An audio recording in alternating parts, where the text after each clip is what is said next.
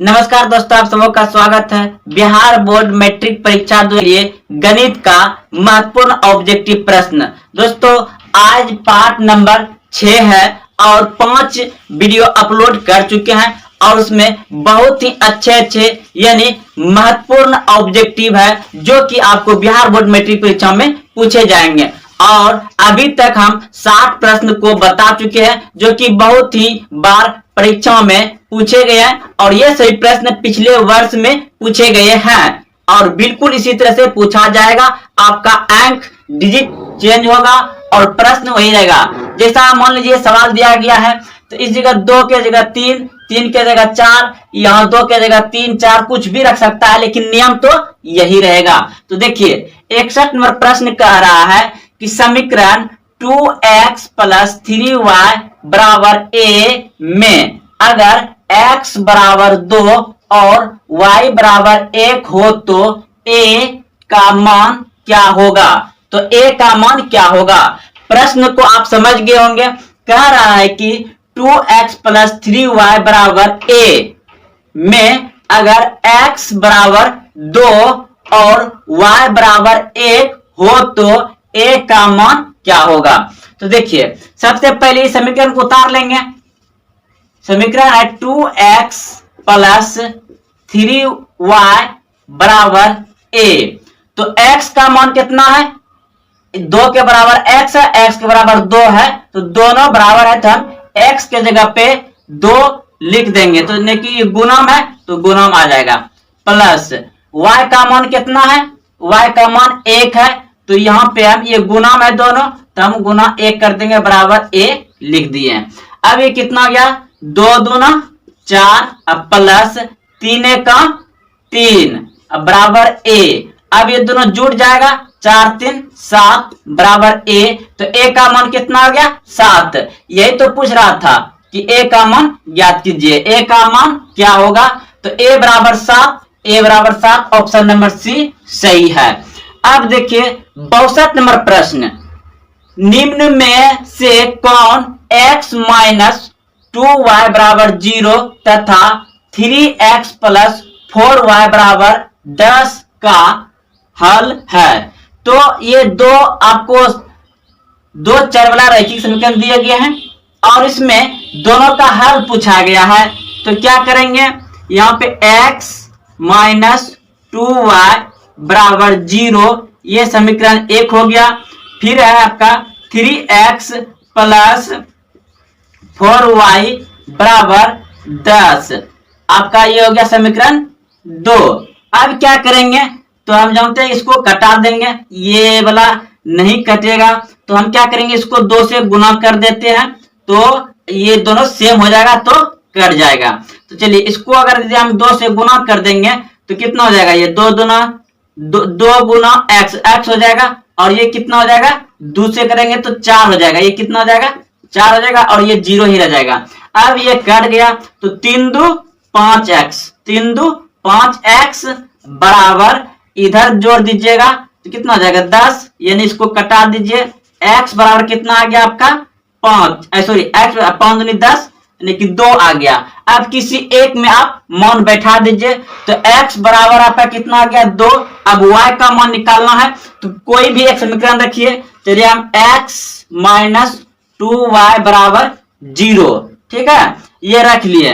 तो अब हम x का मान 2 है तो 2 यहाँ पे बैठा देंगे, उसके बाद -2 = 0। तो अब हम क्या करेंगे, हो सके तो इसका हम कॉमन लेंगे, नहीं कॉमन क्यों लेंगे, -2 बराबर इधर कितना हो जाएगा, ये आएगा तो -2 और फिर क्या हो जाएगा, ये उधर प्लस में है माइनस में है तो ये क्या माइनस माइनस कट जाएगा तो y बराबर यानी कि और ये भी कट जाएगा 1, यानी कि x का मान आया 2 और y का मान आ गया 1। तो x का मान 2, y का मान 1, तो ऑप्शन नंबर ए सही है, ऑप्शन नंबर ए सही है आपका। तो चलते हैं अगले प्रश्न की ओर। तो अब हम 63 नंबर प्रश्न को बनाएंगे। तो देखिए यदि x = 1, y = 1 तो समीकरण ए एक्स माइनस 2y बराबर 0 में a का मान क्या होगा। तो देखिए हमको x का मान दे दिया गया है 1, y का मान दे दिया गया है 1 और a x माइनस 2y बराबर 0 में a का मान हमको उससे निकालना है। तो सबसे पहले हम लिख लेंगे इसको a x माइनस 2y बराबर 0।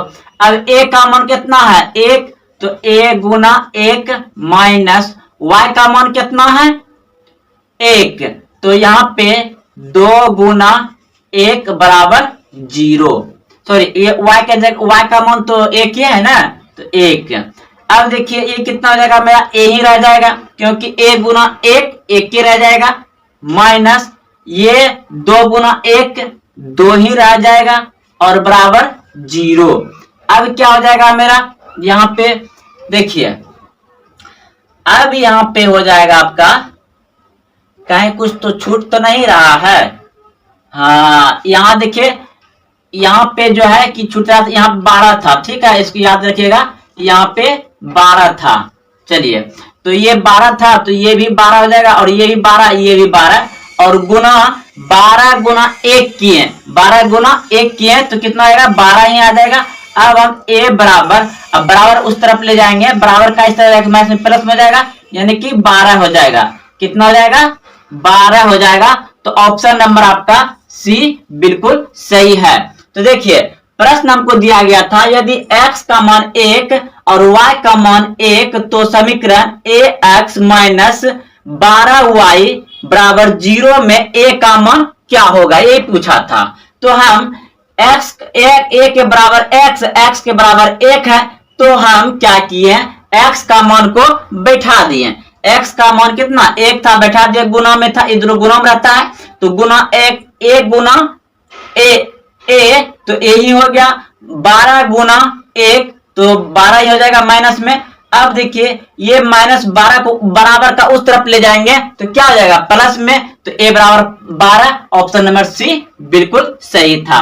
अब देखिए 64 नंबर 2x प्लस 3y बराबर 11 और 2x माइनस 4y बराबर माइनस 24 के हल है।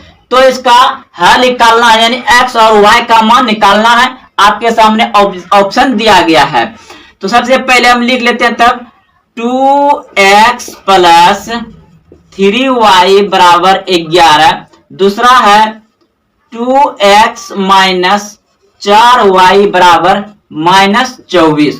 तो देखिए हम क्या करेंगे, अगर हमको इसको कटाने के लिए, देखिए दोनों तो एक साथ नहीं निकलेगा, इसलिए हम क्या करते हैं इन दोनों में से किसी एक को कटाते हैं।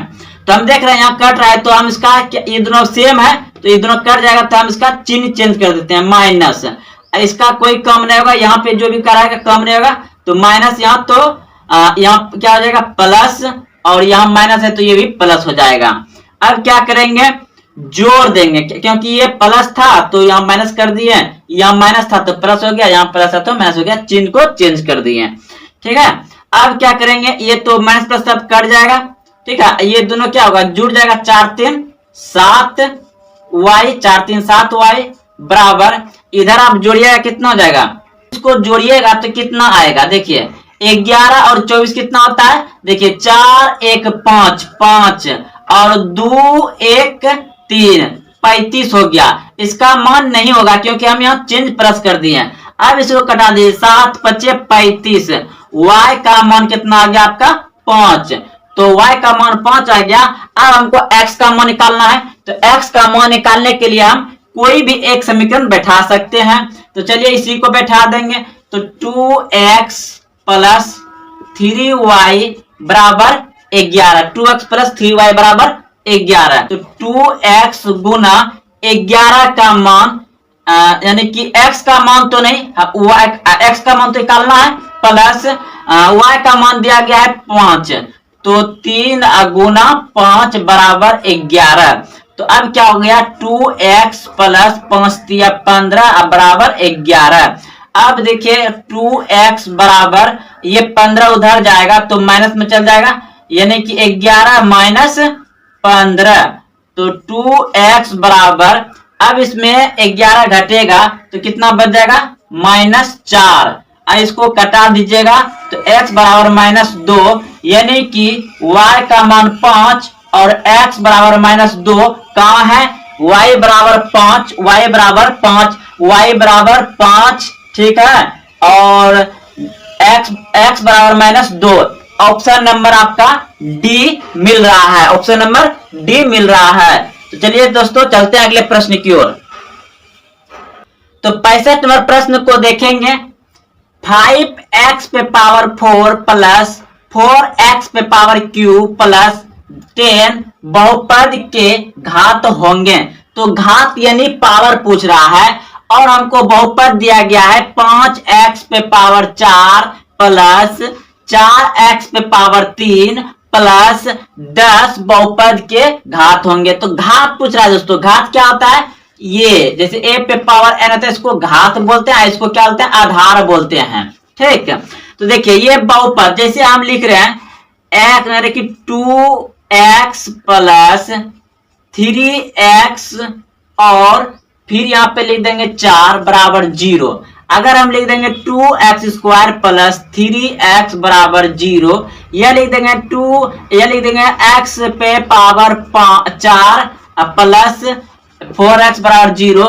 तो हम हमेशा क्या देखेंगे कि आगे वाले पे क्या देखेंगे, सबसे आगे जो रहेगा उस पे जितना पावर रहेगा उतना ही बहुपद का घात होता है। तो इस पे नहीं कुछ तो एक पावर है, तो इस बहुपद का घात कितना हो गया, पावर 1 है, पावर 1 यानी कि घात 1 हो जाएगा इसका। इस पे 2 है तो इसका 2 हो जाएगा, इस पे 4 है तो 4 हो जाएगा, यानी कि शुरू वाला पावर को देखेंगे हमेशा, शुरू वाला। अगर 3 रहता है यहाँ पे तो इसका मान कितना जाता, 3 त्रिघात हो जाता। तो चलिए आप लोग समझ गए होंगे अच्छे से। तो शुरू में क्या है, अगर आपको कहीं इस तरह का प्रश्न दिया रहे, बहुपद के घात पूछा जाए, तो आप पहले वाला टर्म को देखिएगा, जितना पावर है उतना पे टिक लगा दीजिएगा। ऑप्शन नंबर बी बिल्कुल सही है, 4 हो जाएगा। अगर यहाँ 3 रहता तो 3 होता, अगर कुछ नहीं रहता तो 1 होता। चलिए अब अगला प्रश्न समझते हैं। 66 नंबर कहता है निम्नलिखित में से कौन द्विघात बहुपद है। तो अभी तुरंत जस्ट समझे हैं कि द्विघात बहुपद क्या होता है, यानी कि 2x square plus 3x minus plus कुछ भी बराबर 0 हो तो ये द्विघात बहुपद यानी कि पावर 2 होना चाहिए। त्रिघात पर 3 पावर होता है और 4 पावर तो 4 घात हो जाएगा। चलिए तो अब देखिए यहाँ पे आपका त्रिघात, ये क्या पूछा, निम्नलिखित में से कौन सा द्विघात है। तो द्विघात बहुपद ये जैसे कि x प्लस, जैसे ए नंबर ऑप्शन लेते हैं, क्या है x प्लस 3y बराबर 6 यानी कि प्लस 6। तो ये क्या हो गया, ये एक घात वाला है, ये एक घात वाला है। उसके बाद दूसरा नंबर देखिए बी नंबर ले रहे हैं, x square minus 3x plus 4 बराबर यानी कि 0 या कुछ भी ले लेते हैं, इस पे पावर कितना है 2। तो यही द्विघात बहुपद हो गया आपका। ऑप्शन नंबर बी बिल्कुल सही हो जाएगा, ऑप्शन नंबर बी सही है। अब प्रश्न नंबर 67 देख रहे हैं। दो संख्याएं a और 18 का 936 तथा 902 है, तो a का मान होगा। तो a का मान क्या होगा। तो हम जानते हैं कि इस तरह का प्रश्न बनाने के लिए अगर 900 और 900 दिया गया है और दो संख्या दिया गया है a और b, तो हम मानते हैं इसको पहली संख्या गुना दूसरी संख्या बराबर LCM गुना HCF, यानी कि LCM यानी कि 900 और HCF मतलब 900। तो देखिए पहला संख्या क्या है a गुना दूसरा संख्या क्या है 18 बराबर LCM कितना है 36 गुना HCF कितना है 2। अब हम क्या करेंगे, इसको आमने सामने कटा सकते हैं, बराबर में तो कटा सकते हैं, 18 दूना 36, तो a बराबर हो गया 4। ऑप्शन नंबर सी सही है। अब देखिए समीकरण ax square plus bx plus c बराबर 0 का विवेककर कौन सा होगा। तो विवेककर का सूत्र आप लोग सभी जानते होंगे कि d बराबर क्या होता है डी बराबर B square minus 4ac 4ac D बराबर यानी कि डी से सूचित करते हैं उसको, और उसको क्या कहते हैं विवेचक या विवेचक भी कहते हैं। तो यही पूछा है कि कौन सा है, आपके सामने ऑप्शन दिया गया है। तो देखिए इसमें से कौन सा होगा आपका, तो क्या होता है डी बराबर बी स्क्वायर माइनस 4ac, तो डी बराबर 4 ये तो नहीं होगा, चलिए हाँ ऑप्शन नंबर बी हो जाएगा आपका, option number B B square minus 4ac। तो चलते अगले प्रश्न की ओर। प्रश्न है माध्यिका का 3 गुना और माध्य के दुगुने का अंतर कहलाता है। माध्यिका का 3 गुना और माध्य के दुगुने का अंतर कहलाता है। आपका ऑप्शन नंबर सी बिल्कुल सही हो जाएगा, बहुलक कहलाता है। याद रखिएगा माध्यिका का 3 गुना और माध्य के दुगुने का अंतर कहलाता है, क्या कहलाता है, बहुलक कहलाता है। अगला प्रश्न देखिए अब, प्रश्न है 5 3 7 6 4 2 1 की माध्यिका है। तो दोस्तों माध्यिका निकालने का सबसे नियम अच्छा क्या है कि आप इनको सीरियली बैठा दीजिए। जैसे सबसे पहले आपका क्या आएगा 1 आएगा, उसके बाद फिर क्या आएगा 2 आएगा, उसके बाद फिर क्या आएगा 3 आएगा, उसके बाद क्या आएगा 4 आएगा, फिर 5 आएगा, फिर 6 आएगा, फिर आपका 7 आएगा और संख्या है गिन लेते हैं 1 2 3 4 5 6 7 7 संख्या था। अब क्या करना है इसमें आपको कि इधर से जोड़ा लगा करके आपको कटाना। जैसे इधर 3 अंक इधर छोड़ दिए, 3 अंक इधर छोड़ दिए, यानी कि एक इधर से एक इधर से, एक इधर से एक इधर से, एक इधर से एक इधर से, जो बीच में बच गया दोस्तों वही आपका क्या हो गया माध्यिका हो गया। तो आपका ऑप्शन नंबर सी बिल्कुल सही हो जाएगा 4।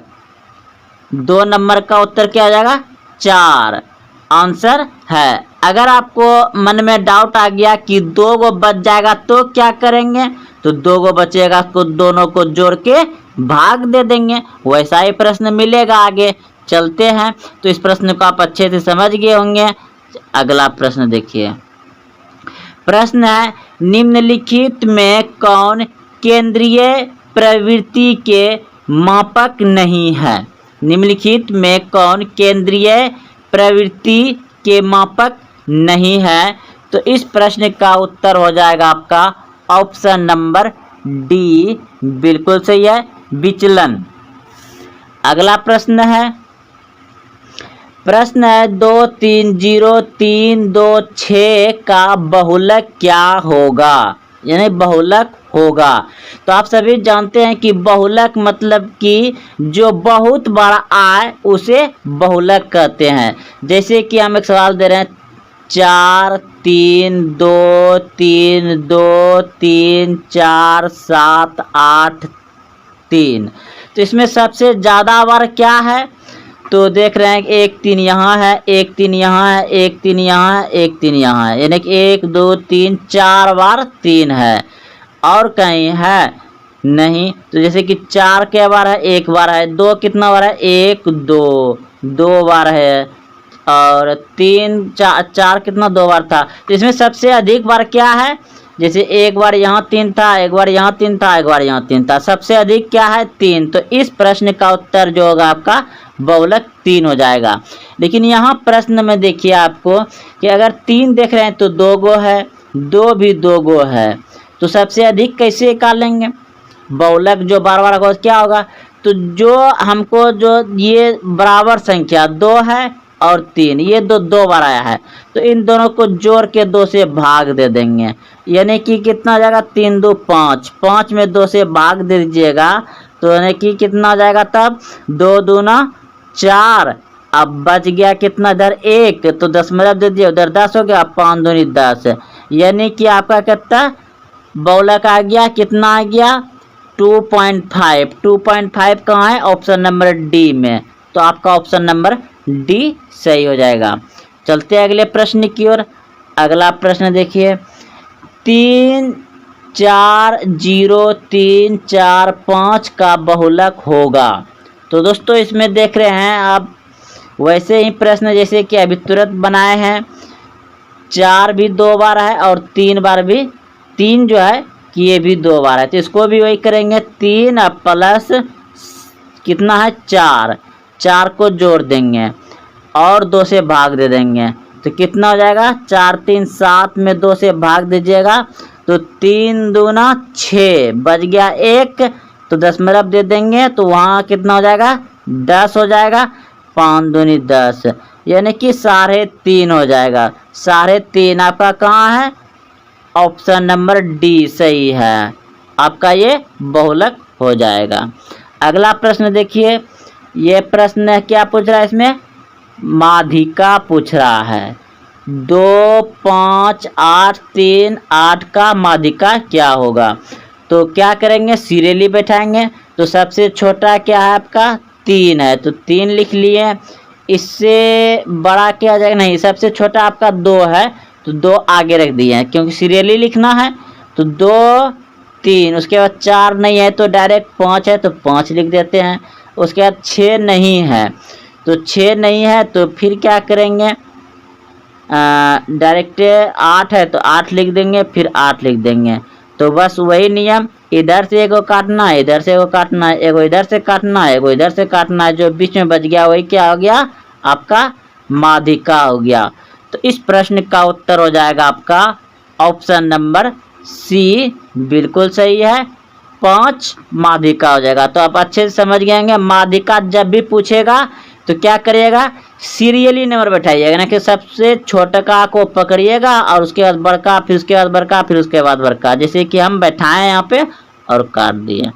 तो आपका ऑप्शन नंबर सी, 5 बचा बीच में। अगर 2 को बच जाता है, जैसे ये दोनों बच जाता, तो क्या करेंगे? दोनों को जोड़ के 2 से भाग दे देंगे। चलते अगले प्रश्न की ओर। देखिए अब प्रश्न है कि √2 है 1, तो √2 है 1 क्या? देखिए जो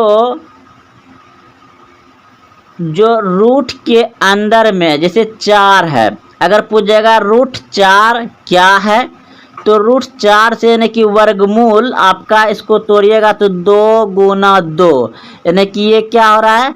जोड़ा लग रहा है। तो जोड़ा क्यों लगाता है? क्योंकि ये वर्गमूल है, यहाँ 2 छुपा रहता है। आपको यहाँ पे 3 भी दे सकता है, 9th क्लास में पढ़े होंगे, तो 3 देगा तो 3 जोड़ा लगना चाहिए, लेकिन इसमें कुछ नहीं है तो क्या है? 2, यानी कि वर्गमूल निकलेगा आपका, घनमूल नहीं, वर्गमूल निकलेगा।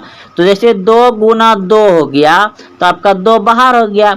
जब बाहर हो गया तो ये प्राकृतिक संख्या हो गया, और जब प्राकृतिक संख्या हो गया तो वो परिमेय संख्या हो गया, क्योंकि नए कुछ तो नीचे 1 रहता ही रहता है। तो ये आप समझ गए क्या? परिमेय संख्या। परिमेय संख्या क्या होता है? P/Q होता है। तो आपका ये √2 है, तो √2 आपका बाहर नहीं निकलेगा, इसलिए क्या हो जाएगा? ओ परिमेय संख्या। ऑप्शन नंबर सी सही है, ओ परिमेय संख्या हो जाएगा। चलते अगले प्रश्न की ओर। प्रश्न है 2 या 2 से अधिक अभाज्य संख्या का मोसो, यानी क्या? HCF, और लोसो रहता तो LCM। तो प्रश्न को आप समझ गए होंगे, 2 या 2 से अधिक अभाज्य संख्या का मोसो हमेशा क्या होगा? 1 होगा। अब अभाज्य संख्या क्या होता है? जैसे कि 11 हो गया, और आपका कितना हो गया? 11 हो गया, 13 हो गया, तो ये सभी अभाज्य संख्या है। 17 हो गया, ये सभी अभाज्य संख्या है। अभाज्य संख्या क्या होता है? जो कि अपने से और 1 से कटे उसे अभाज्य संख्या कहते हैं। तो आप समझ गए, 2 या 2 से अधिक अभाज्य संख्याओं का मोसो क्या होगा? हमेशा 1 होगा। ऑप्शन नंबर ए सही है। अगला प्रश्न है है 1, पाई है 1, तो पाई है 1, पाई का मान आप जानवे करते हैं, क्या जानते हैं, 22/7 होता है। लेकिन ये आपका दशमलव में जाता है तोड़ने के बाद, तो आपका इसका मान ही रख दिया गया है कि पाई जब भी आए तो पाई होता है एक ओ परिमेय संख्या होता है। क्या होता है, ओ परिमेय संख्या होता है पाई, याद रखिएगा। पाई एक क्या है, ओ परिमेय संख्या है। अगला प्रश्न देखिए, प्रश्न है दो परिमेय संख्याओं के बीच कितनी परिमेय संख्या हो सकती है। दो परिमेय संख्या है और उन दोनों के बीच में कितनी परिमेय संख्या हो सकती है, तो अनंत होगा। ऑप्शन नंबर आपका डी बिल्कुल सही है, अनंत होता है। अगला प्रश्न है, प्रश्न आपका 1.62 है, तो ऑप्शन दिया गया है परिमेय संख्या है, वो परिमेय संख्या है, एक पूर्ण संख्या है, या इनमें से कोई नहीं। तो इसको जब हम हटाएंगे तो क्या हो जाएगा, 162/100 हो जाएगा। तो ये क्या आ गया, P/Q के रूप में आ गया, तो ये परिमेय संख्या है। ऑप्शन नंबर ए सही हो जाएगा, परिमेय संख्या है। अगला प्रश्न है आपका, निम्नलिखित में से कौन अभाज्य संख्या है। तो अभी तुरंत आपको बताए थे कि अभाज्य संख्या क्या होता है, जो 1 से कटे और अपने आप से कटे और किसी से न कटे, उसे अभाज्य संख्या कहते हैं। 8 तो आपका 2 से कटेगा, 4 से कटेगा, 1 से कटेगा, 8 से तो कटवे करेगा। तो ये आपका 2 से भी कट रहा है, यानी कि अधिक से कट रहा है, तो ये आपका अभाज्य संख्या नहीं होगा। 9 भी देखिए 1 से कटेगा, 9 से कटेगा, 3 से कटेगा, ये भी नहीं होगा। 11 जो है आपका सिर्फ 1 और 11 से ही कटेगा, अपने से कटने की तो बात ही अलग है। लेकिन यहाँ पे 1 से कटेगा, 15 फिर देखिए 5 से कटेगा, 3 से कटेगा, 3 से कटेगा, फिर 5 से कटेगा, तो आपका 15 भी अभाज्य संख्या नहीं होगा। तो अभाज्य संख्या क्या होगा, 11, क्योंकि ये 1 से और 11 से, यानी कि 1 से और अपने से कटेगा, तो ऑप्शन नंबर सी बिल्कुल सही हो जाएगा। चलते अगले प्रश्न की ओर। प्रश्न है, निम्नलिखित में कौन परिमेय संख्या है। तो परिमेय संख्या आप सभी जानते हैं, जो P/Q के रूप में रहे उसे परिमेय संख्या कहते हैं। तो 4 ऑप्शन दिया गया है, तो अगर हम ऑप्शन ए को रख रहे हैं तो इसका मान कितना निकल जाएगा, 49 का वर्गमूल क्या होगा, 7, और बट्टे है तो बट्टे दे दीजिए। 64 का वर्गमूल क्या होगा, 8। चलिए ये तो P/Q के रूप में आ गया। अब इसका देखते हैं, 81 का क्या होगा, 9/91। 91 तो नहीं निकलेगा, तो ये √191 ही रह जाएगा, तो ये परिमेय संख्या नहीं होगा। देखिए यहाँ पर भी ये 91 का वर्गमूल निकलेगा ही नहीं, इनमें से कुछ नहीं दिया गया है। तो आपका प्रश्न पूछा गया था कि परिमेय संख्या है, तो परिमेय संख्या आपका ऑप्शन नंबर ए बिल्कुल सही, क्योंकि ये रूट से बाहर निकल रहा है, क्योंकि इसका हो जाएगा आपका 7 और नीचे 8 हो जाएगा, इसलिए ये परिमेय संख्या है। चलते अगले प्रश्न की ओर। यह प्रश्न में पूछ रहा है कि निम्न में कौन परिमेय संख्या है। तो परिमेय संख्या इसमें पूछ रहा है, तो आप देख रहे हैं कि इसका 49 का तो 7 होगा, और 101 का तो नहीं निकलेगा, 31 भी नहीं है निकलेगा, ये भी नहीं होगा आपका। 81 का 9 होगा, 91 तो नहीं आएगा। यहाँ देखिए अभी तो जस्ट बनावे किए हैं, इसका 7 हो जाएगा, नीचे में 8 हो जाएगा, यानी कि ऑप्शन नंबर ए बिल्कुल सही है। ये आपका परिमेय संख्या ऑप्शन नंबर ए सही हो जाएगा, क्योंकि इसका वर्गमूल दोनों का निकल रहा है। अगला प्रश्न है, निम्न में से कौन संख्या ओ परिमेय है। अब की और पूछ दिया गया है ओ परिमेय है, तो ऑप्शन नंबर ए लेते हैं।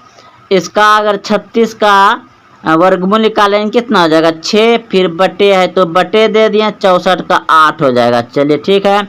और 1 का वर्गमूल तो 1 ही होता है, तो 1 हो गया, बटे है और नीचे में 81 है तो 9 हो जाएगा। चलिए ये भी परिमेय संख्या हो गया। ये 3 तो इसको तो नहीं निकाल सकते हैं। ये देखिए ऊपर में 9 है तो ऊपर में 9 ही रहेगा, नीचे में 49 है तो 7 हो जाएगा। यानी कि आपका ऑप्शन नंबर सी बिल्कुल सही है। यह अपरिमेय संख्या है और बाकी ये सभी परिमेय संख्या है। तो ऑप्शन नंबर सी बिल्कुल सही आपका अपरिमेय संख्या हो जाएगा, क्योंकि ये रूट से बाहर नहीं निकल रहा है। अगला प्रश्न देखिए, निम्न में कौन अभाज्य संख्या है? तो निम्न में कौन अभाज्य संख्या है? तो ये तो सेम प्रश्न है, तो ऑप्शन नंबर जस्ट ऐसा बताइए किए थे, 11 हो जाएगा, अभाज्य संख्या है। अगला प्रश्न देखिए, इनमें कौन सी संख्या अपरिमेय है? इनमें कौन सी संख्या अपरिमेय है? तो अपरिमेय तो इसका क्या हो जाएगा, 3 निकल जाएगा, तो नीचे 1 रहबे करता है, आप सभी जानवे करते हैं। ये 20, तो 20 का तो अभी नहीं, इसका कितना निकल जाएगा, 5 निकल जाएगा, इसका कितना निकल जाएगा, 7 निकल जाएगा। तो आपका ऑप्शन नंबर बी बिल्कुल सही है, अपरिमेय संख्या है √20।